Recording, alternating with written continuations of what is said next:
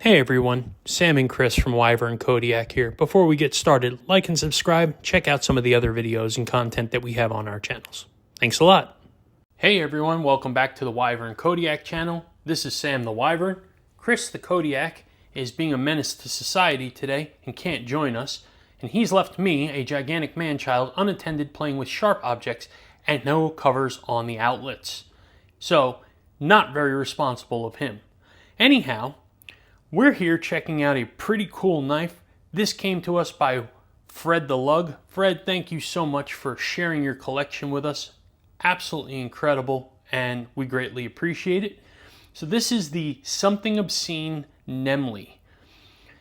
Something Obscene is a company out of Tulsa, Oklahoma. It's a family-run business, and it's very cool what they do. They have some really unique designs, so check them out when you get a chance. So let's do a walk around on this real quick. You've got titanium scales. You've got a really cool blade cutout here. Flipper tab. Titanium backspacer. Titanium milled pocket clip. Lock bar relief cut on the frame lock. And some jimping right here on the spine. This feels beefy, by the way. It's got some... It's not super thick blade stock, but it's certainly there. Let's open this thing up.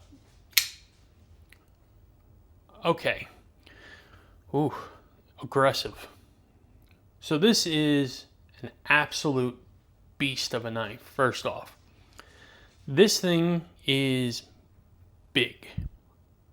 And you have a cleaver shape with a dual grind. So this is flat, this is hollow, got a nice swedge on the top here, maker's mark here, maker's mark here. See if I can get close enough here for you to see this, but CPM 20 CV, and that's number 25 out of 50. So, very cool. Not a lot of these out there in the wild. Let's do some size comparisons real quick.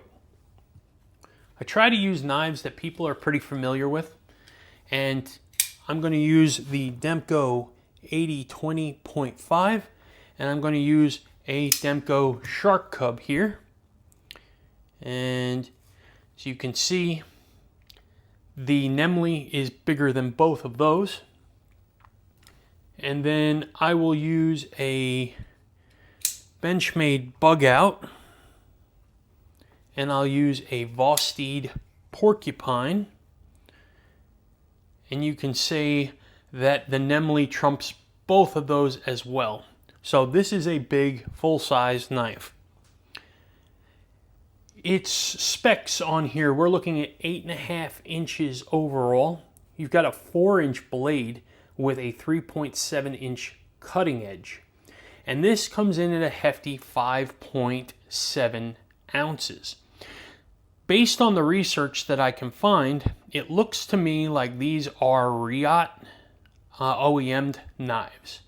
So you know that they're going to be really good quality. Riot does an incredible job with their knives and their OEMs. They're probably tops in the market. So you know they're getting some really high quality stuff here. And I'm really digging this look. It's super aggressive. It's just different. I like that. Very ominous looking. I like the milling here on the scales too, how it contours out. So let's check ergos, right? So ergos in hand. When I put my hand up on the top here like this, it's not super comfortable for me in a double XL hand. I can fit, but I feel a little squished. But when I move my finger back to this little swoop here, this is comfy. This is nice. This right here is really, really comfortable. And then it has a sharpening choil here, and it's not a finger choil, but you can trigger grip it. So you can get in here, put that finger out on the jimping right here. I'm locked in. I'm ready to go to work and cut some serious Amazon boxes apart.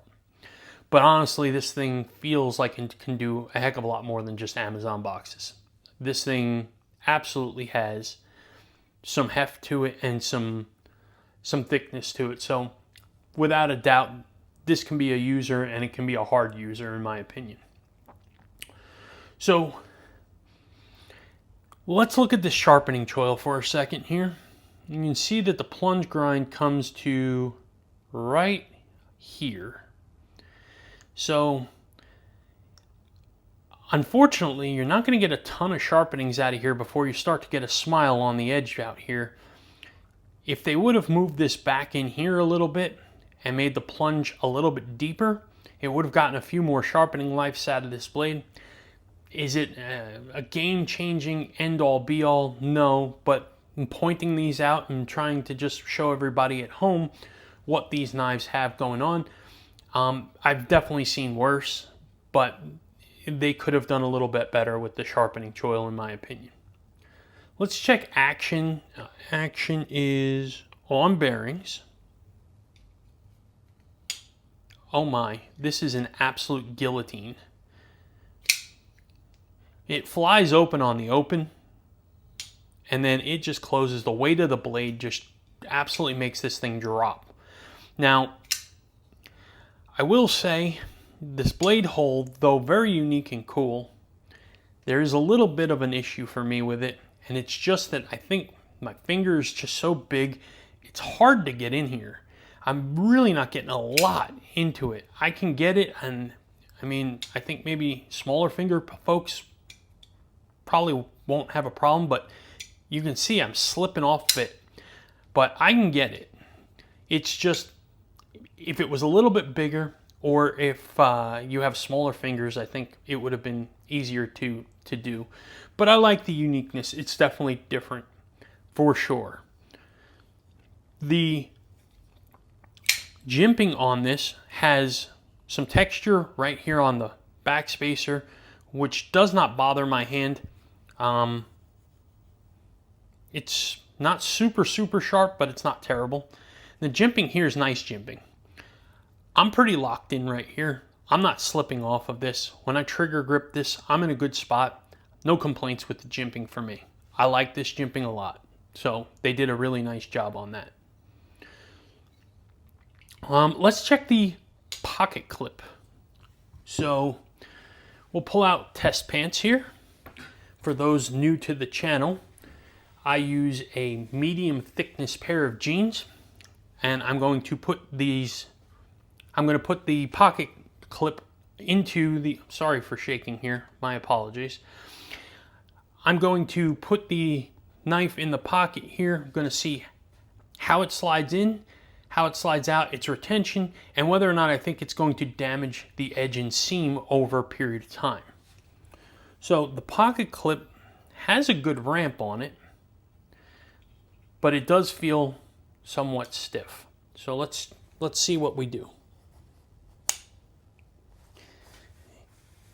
Went in pretty good. You can see this thing stands out of your pocket every bit of an inch. It's going to stand tall. If that bothers you, that's probably going to be something that may make you think twice about it, but it does stand pretty proud out of the pocket. It does have good retention, and comes out with a little bit of pressure. A little pressure in and a little pressure out. It's a passing grade. I've definitely seen better, and I've certainly seen a heck of a lot worse. It's a good pocket clip. It's not a great pocket clip. So do with that information what you will. I think in the long run, it's probably going to fray this long term on the edge of your pants, but I think we as pocket knife carriers on a daily basis probably have plenty of jeans that have, torn up edges on our pockets, right? So overall, I think the knife is cool. I'm really glad I got to handle it. It's great quality. It's got a very nice fit and finish on it. My small details here that I would say are an issue for me is I would like to have seen a little bit more space maybe here in this blade hole, because it does create a little bit of difficulty for big finger folks like myself to get in here and reverse flick that. But that being said, I think it would be serviceable. Flipper works great. And then the other thing on this knife is just that sharpening choil. If it was moved back a little bit, it would have provided a little bit more sharpening life on the blade. Other than that, this knife is pretty cool.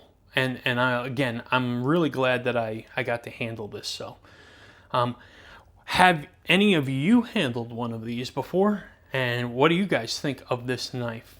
Do you want to handle one? Do you want to own one? Do you own one? Give us a little insight into what your thoughts are on this. We'd love to hear from you.